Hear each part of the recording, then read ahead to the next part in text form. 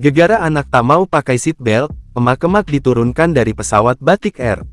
Momen seorang ibu penumpang pesawat Batik Air diturunkan dari pesawat tengah menjadi sorotan.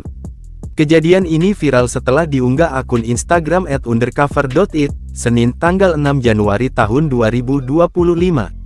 Unggahan itu menyebut bahwa anak dari sang penumpang Batik Air itu tidak mau memakai seatbelt. Adapun akun Instagram tersebut mengunggah ulang video dari akun Instagram @vgigi. Dalam unggahan Instagram story @vgigi menunjukkan momen saat pramugari dan penumpang ibu-ibu itu berdebat. Pengunggah menyebut bahwa anak dari penumpang tersebut tidak mau memakai seatbelt saat take off.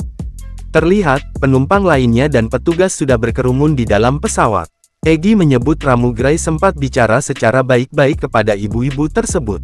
Namun, anak dari penumpang itu tetap ngotot dan tidak mau mengenakan seatbelt. Intinya dia itu sudah dibilang baik-baik sama pramugarinya kalau harus pakai seatbelt karena mau take off, tapi anaknya gak mau pakai seatbelt. Terus pramugarinya bilang sopnya emak harus pakai seatbelt, TP masih ngeyel, lanjut Egy. Penumpang dan pramugari pun itu terdengar berdebat menggunakan bahasa Inggris. Pramugari tampak berusaha tetap menjelaskan dengan sabar soal standar operasional prosedur atau SOP yang harus dipatuhi setiap penumpang. Namun, suara penumpang itu semakin meninggi saat pramugari menegurnya. Kejadian itu pun disebut memakan waktu kurang lebih 1 jam.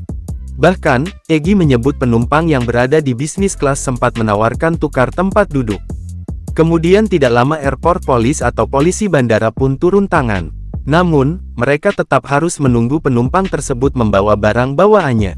Di kolom komentar, Egy menyebut peristiwa ini terjadi saat penerbangan dari Vietnam ke Malaysia saat akan transit. Unggahan itu pun langsung viral di media sosial dan menuai beragam komentar warganet.